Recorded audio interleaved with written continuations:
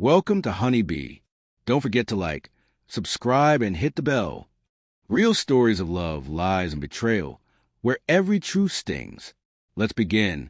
The morning began like any other, except a heaviness hung over me, a weight I couldn't quite explain.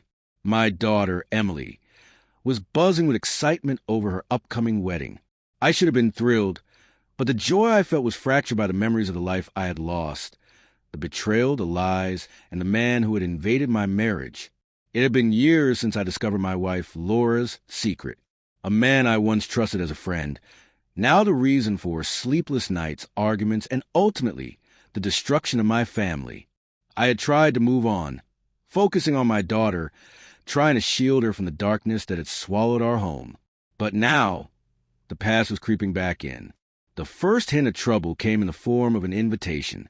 Emily, in her wide-eyed innocence, handed me a delicate card. "Dad, I invited everyone I love," she said with a radiant smile. My hands froze as I read the list. And there he was, Mark, my wife's lover. Shock and disbelief surged through me. I read the name again, half expecting my eyes to deceive me. But no, it was there, printed in elegant calligraphy, mocking me. Mark, the man who had stolen my wife and caused years of pain. My heart pounded, a storm of anger and confusion raging inside me. I asked Emily why he was invited, trying to keep my voice steady. She looked at me, puzzled. "Dad, he's my mom's friend. I just wanted everyone to be there." A friend? Not the man who destroyed our home, ruined our trust, and left scars that would never fully heal. The realization hit me like a punch to the chest. Emily didn't know the truth, not yet. She had grown up under the shadow of betrayal, but she was still innocent, still trusting the world and those around her. And now, unknowingly, she was inviting the very person who had shattered her family. I tried to calm myself, to explain gently, but the words stuck in my throat. How could I tell her? How could I explain something so ugly without staining her perfect day? And yet, I knew I had to do something. I couldn't allow this man to walk into her wedding, as if he had any right to be there. So I made a choice, a decision that would shock my daughter and perhaps even horrify some, but one that I knew was necessary. I removed my name from the guest list. No explanation, no confrontation. I simply withdrew, making it clear that I would not participate in a day tainted by betrayal. The day of the wedding arrived, bright and cheerful, full of flowers, laughter, and tears of happiness. But I stayed away.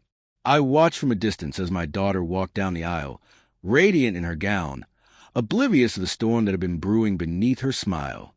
Mark was there, smiling smugly, confident and unaware of the devastation he caused. And as I saw him, a wave of anger mixed with sadness washed over me. This wasn't just a wedding. It was a reminder of the life I had lost, the trust that had been broken, and the family that had been fractured beyond repair.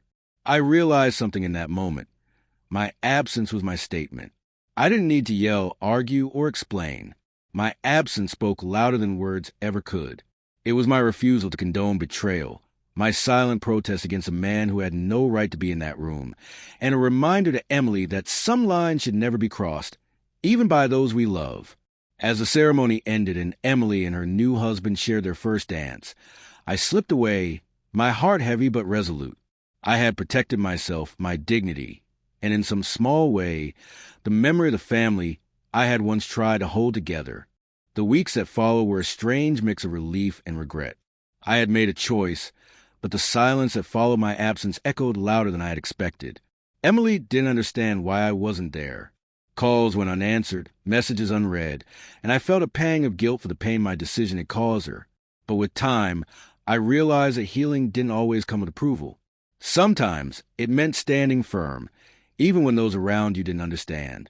I began to rebuild my life, focusing on my passions, reconnected with old friends, and most importantly, learning to forgive not him but myself. I allowed myself to grieve, to remember the love I had lost and the family I had tried to save. But I also began to see a glimmer of hope. Emily was happy. She had made her own life, her own choices, and though it was hard to accept that her world included people I could never trust, I respected her independence. One day, Emily came to me, her eyes wide with questions. "Dad," she asked softly, "why didn't you come to my wedding?" I took a deep breath, steadying myself. "I couldn't," I said gently. "There were people there who brought a lot of pain into our lives, and I couldn't be part of that. But I was there in spirit every moment."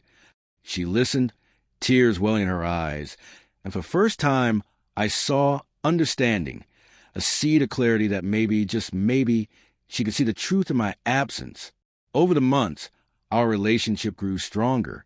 We talked more openly, laughed more freely, and slowly, the wounds of the past began to heal. I realized that my absence had not been a punishment, but a lesson, a reminder that respect, boundaries, and integrity mattered more than appearances or social niceties. As life went on, I found peace. I still carried the scars of betrayal, but I also carried resilience that came from standing up for myself. I learned that sometimes love means knowing when to step back, when to protect your heart, and when to let go of the things that poison your soul. And though I never forgave him, and perhaps never would, I forgave myself. I forgave myself for the mistakes, the trust one had misplaced, and the pain I had endured. And in that forgiveness, I found freedom, a freedom that no betrayal could ever take away. In the end, my daughter's wedding was a turning point, not just for her, but for me. It reminded me that life goes on, even after betrayal, and that love, in its truest form, isn't always about presence, but about integrity, courage, and the choices we make when no one is watching.